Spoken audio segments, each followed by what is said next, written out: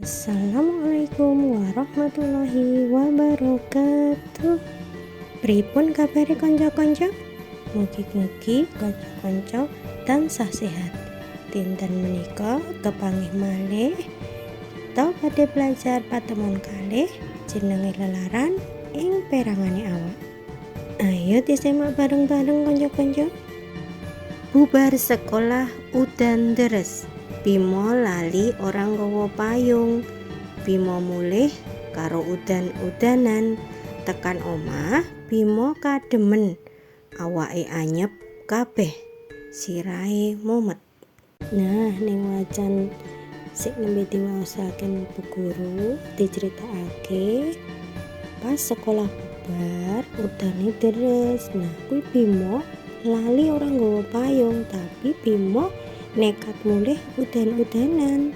Tekan omah Bimo kademen. Awake anyep kabeh, terus sirahe mumet. Nah, sing mumet napa kanca-kanca? Sirah.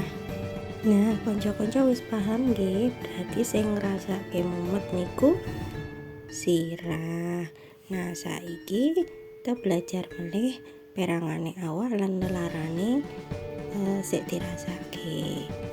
Contone wetenge mules, berarti yen mules sing dirasake ana ing weteng. Dadane sesek, berarti nek sesek niku sing dirasake ana ing dada.